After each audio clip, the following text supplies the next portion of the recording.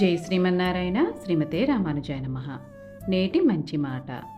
అనగనగా ఒక అడవిలో ఒక లేడీ భారంగా అడుగులు వేస్తూ వెళ్తుంది. అది నిండు గర్భిణి.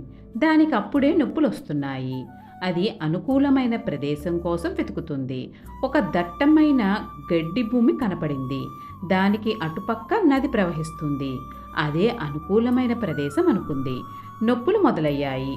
నిట్టూర్పులు విడుస్తూ అటూ ఇటూ తిరుగుతుంది. అప్పుడే దట్టమైన మబ్బులు కమ్మాయి. ఉరుములు పిడుగులు. పిడుగుపడి కొద్ది దూరంలోనే గడ్డి అంటుకుంది. దూరంగా తన ఉనికిని గమనించి కుడివైపు నుండి ఒక సింహం వస్తుంది. ఎడమవైపు నుండి ఒక వేటగాడు బాణం సరిచూసుకుంటున్నాడు. ఇంకోవైపు నది వెళ్ళనివ్వదు. భగవంతుడా, ఆ లేడీ ఇప్పుడు ఏం చెయ్యాలి? ఏమి జరగబోతుంది? లేడీ బిడ్డకు జన్మ ఇస్తుందా? బిడ్డ బతుకుతుందా? సింహం లేడిని తినేస్తుందా? వేటగాడు లేడిని చంపేస్తాడా? నిప్పు లేడి వరకు వచ్చి లేడి కూనను చంపేస్తుందా?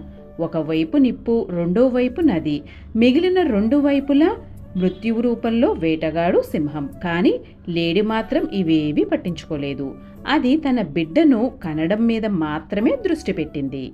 అప్పుడు పరిణామాలు ఇలా జరిగాయి. పిడుగుకాంతికి వేటగాడి కళ్ళు చెదిరాయి. గురితప్పి బాణం సింహానికి తగిలింది. వర్షం పడి సమీపిస్తున్న మంటలు ఆరిపోయాయి. లేడిపిల్ల తల్లి గర్భంలో నుండి బయటకు వచ్చింది. అది ఆరోగ్యంగా ఉంది.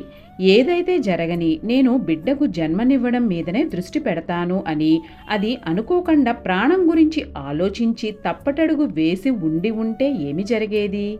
మన జీవితాలలో కూడా అన్ని వైపులా సమస్యలు చుట్టుముడుతూనే ఉంటాయి. నెగిటివ్ ఆలోచనలతో సతమతమవుతూనే ఉంటాము. మన తక్షణ కర్తవ్యాన్ని విస్మరిస్తాము.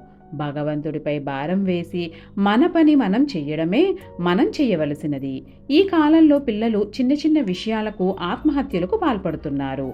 ఆత్మవిశ్వాసముతో, ధైర్యముతో, దృఢ నిశ్చయముతో, దేవునిపై విశ్వాసముతో చేసే పనిపై దృష్టి పెడితే విజయం తథ్యము.